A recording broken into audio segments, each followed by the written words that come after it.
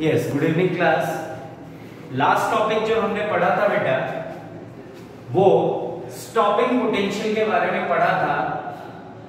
Stopping potential वो potential होता था जो फोटो इलेक्ट्रिक करंट की वैल्यू को जीरो कर देता था। और stopping potential in terms of joules जो हमने देखा था वो था Vs। ये Vs का मतलब है स्टॉपिंग पोटेंशियल। स्टॉपिंग पोटेंशियल इसकी वैल्यू आई थी hc by lambda e minus phi by e. In terms of joules का मतलब यहाँ पे है लैम्डा होगा मीटर में, फाई होगा जूल्स में। ठीक है, ये हमारे पास रिलेशन आ गया था। अब हम स्टॉपिंग पोटेंशियल को in terms of electron volt निकालेंगे। तो write down stopping potential in terms of stopping potential in terms of electron volts. Stopping potential in terms of electron volt. तो जो हमारे पास वर्क डन आया था in terms of electron volt, work done in terms of electron volt, work done by electric force in terms of electron volt, वो आया था work done is equals to minus Vs। ये आया था हमारे पास work done in terms of electron volt. अब हम क्या करते हैं, वर्क एनर्जी थ्योरम लगा देते हैं। तो by work energy theorem, by work energy theorem, और वर्क एनर्जी थ्योरम हम सब लोग जानते हैं, work done bye all the forces acting on a single particle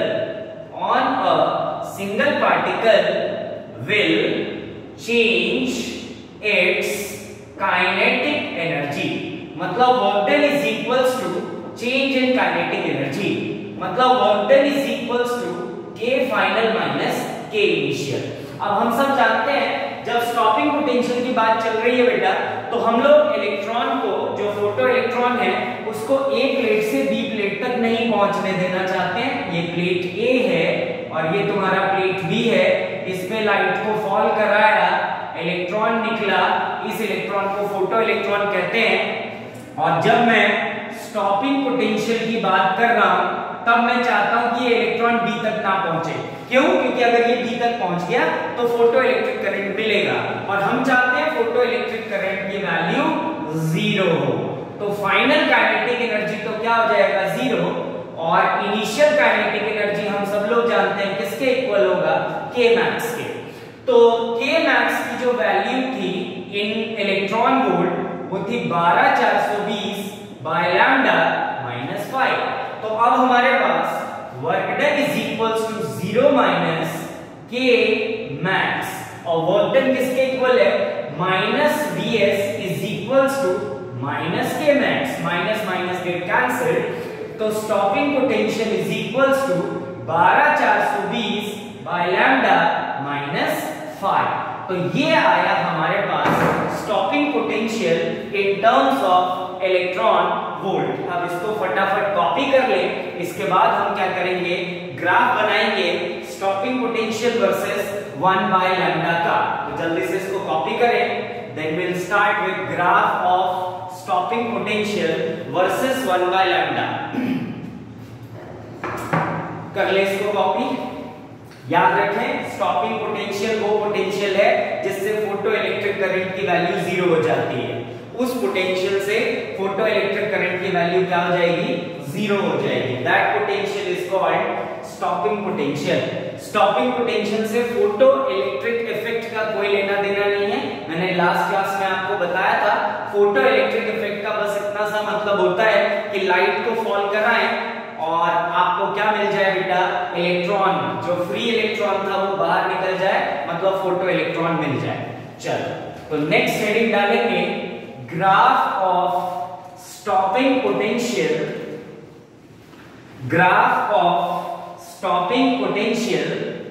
versus graph of stopping potential versus 1 by lambda, graph of stopping potential versus 1 by lambda, graph of stopping potential versus 1 by lambda।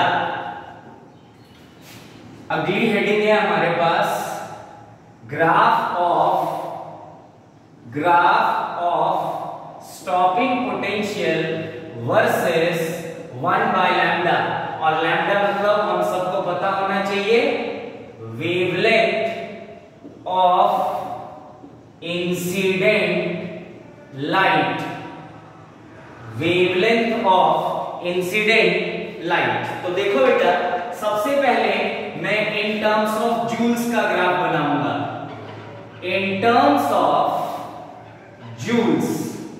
Joules की term में हम graph बनाएंगे। तो देखते हैं ध्यान से, stopping potential versus 1 by lambda का graph, stopping potential versus 1 by lambda। तो अगर आपको याद हो, रिलेशन था stopping potential is equals to hc by lambda e minus phi by e। ये है आपका इक्वेशन स्टॉपिंग पोटेंशियल का इन टर्म्स ऑफ जूल्स। अब अगर ग्राफ का नेचर देखा जाए बेटा, तो याद रखना स्ट्रेट लाइन होगा। Nature of graph must be straight line, ठीक है। Stopping potential versus 1 by lambda का जो ग्राफ का नेचर होगा वो स्ट्रेट लाइन होगा। अब देखते हैं कि स्ट्रेट लाइन की इक्वेशन क्या होती है। तो अगर आपको याद हो तो स्ट्रेट लाइन की इक्वेशन होती है y is equals to mx plus c, जिसमें x और y क्या होते हैं बेटा, वेरिएबल्स होते हैं, m और c कांस्टेंट होता है। m का मतलब हम सब जानते हैं क्या होता है, स्लोप, और स्लोप का मतलब क्या होता है, एंगल, और c मतलब क्या होता है, y इंटरसेप्ट, जो ओरिजिन से स्ट्रेट लाइन y एक्सिस को कट करती है उसको कहते हैं y इंटरसेप्ट। अब अगर कंपेयर करो तो y की जगह स्टॉपिंग पोटेंशियल, x की जगह 1 by lambda, तो m की जगह क्या है बेटा, m की जगह है आपका hc by e। मतलब जो ग्राफ का स्लोप हुआ, स्लोप ऑफ ग्राफ जिसको m से लिखते हैं, वो किसके इक्वल आया, hc by e के। अब बहुत ध्यान से समझने की कोशिश करना, स्लोप का मतलब एंगल होता है। तो अगर तुम ग्राफ का नेचर देखो तो स्ट्रेट लाइन है जिसमें m मतलब स्लोप है, स्लोप की वैल्यू hc by e आई है, h कांस्टेंट, c कांस्टेंट और e कांस्टेंट। तो इसका मतलब slope of graph remains constant, slope of graph remains constant. तो देखो इसका क्या मतलब है, जिस मेटल का हम इस्तेमाल कर रहे हैं बेटा फोटो इलेक्ट्रिक इफेक्ट करवाने के लिए, वो किसी भी टाइप का मेटल हो सकता है, मतलब अलग अलग कैटेगरी के मेटल्स होते हैं, किसी भी टाइप का मेटल्स हो सकता है। अगर तुम इस इक्वेशन को देखो तो इस इक्वेशन में hc by e तुम्हारी स्लोप की वैल्यू आई है, और h प्लैंक्स कांस्टेंट होता है, c स्पीड ऑफ लाइट होता है, e बेसिक चार्ज 1.6 × 10⁻⁻19 कूलम, ये वैल्यू होती है। तो अगर तुम देखो तो इस स्लोप की वैल्यू कांस्टेंट आई, इस स्लोप की वैल्यू कांस्टेंट आने से क्या मतलब है समझने की कोशिश करेंगे हम लोग। इससे ये मतलब है बेटा कि संसार में तुम किसी भी मेटल से फोटो इलेक्ट्रिक इफेक्ट का एक्सपेरिमेंट करो, किसी भी मेटल से, you can perform any kind of metal, you will take any kind of metal in experiment of photo electric effect.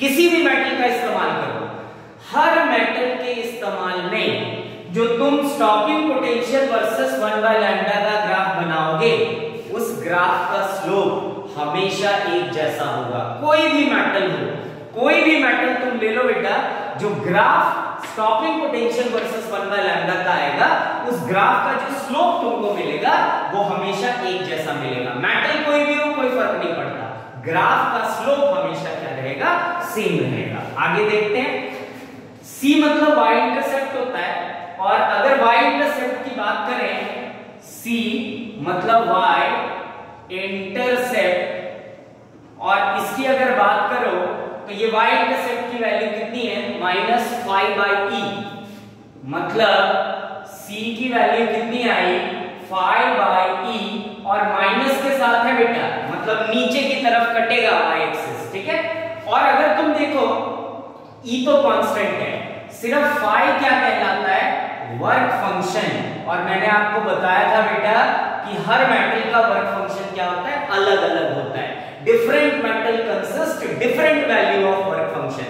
तो इसका मतलब क्या हुआ कि potential, stopping potential versus 1/λ for any photo electric effect, जो y इंटरसेप्ट होगा वो किस चीज पे डिपेंड करेगा, वर्क फंक्शन ऑफ मेटल पे डिपेंड करेगा। क्लियर बात, हर मेटल का वर्क फंक्शन अलग अलग होगा। तो for different metal the value of y intercept is different, but slope of stopping potential versus 1/λ is constant. कोई भी मेटल ले लो, स्लोप हमेशा क्या रहेगा, कांस्टेंट रहेगा। तो देखो अब अपन ग्राफ बनाते हैं, तो इस तरीके का ग्राफ बनेगा, और y इंटरसेप्ट नेगेटिव है तो नीचे की तरफ कटा, ओरिजिन से नीचे की तरफ कटेगा, और अगर ये डिस्टेंस की बात की जाए तो यही डिस्टेंस y इंटरसेप्ट है, जो कितना आया, 5/e आया।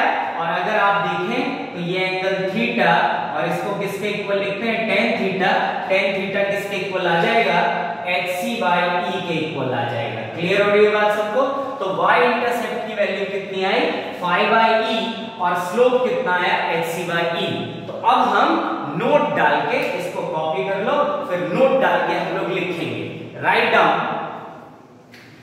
इन photo electric effect experiment, in photoelectric effect experiment, in photoelectric effect experiment,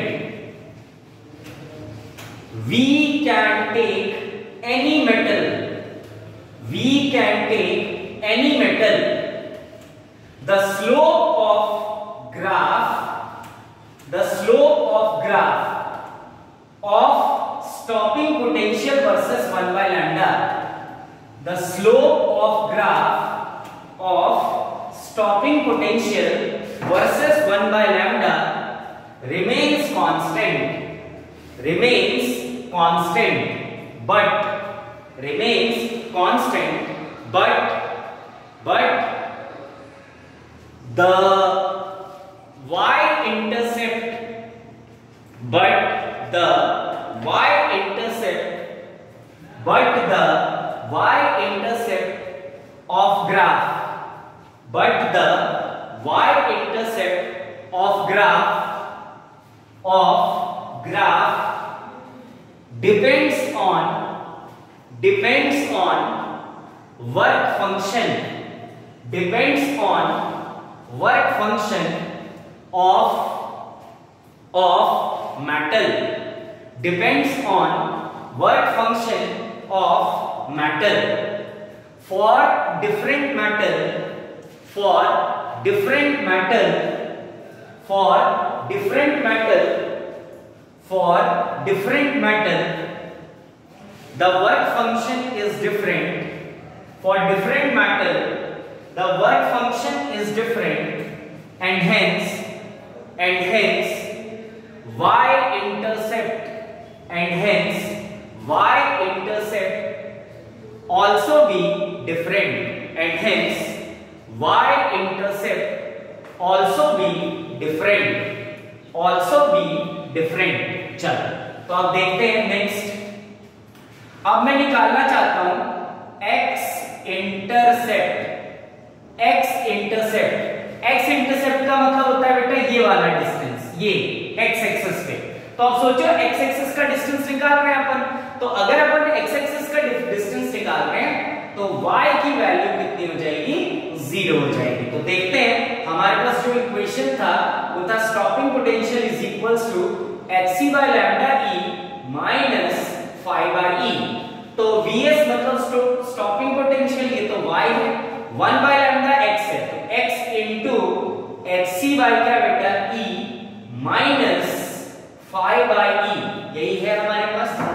y की वैल्यू कितनी हो जाएगी 0, तो 0 is equals to x into H C by E minus 5 by E. अब इसको इस तरफ ले आते हैं तो ये प्लस हो जाएगा इस तरफ आके, तो हमारे पास जो इक्वेशन मिलेगा हमें वो क्या मिल जाएगा 5e इज इक्वल्स टू, अगर देखा जाए इस इक्वेशन को तो ये मिलेगा आपको 5 by e is equals to x into H C by e, e cancel, तो 5 by h c is equals to x।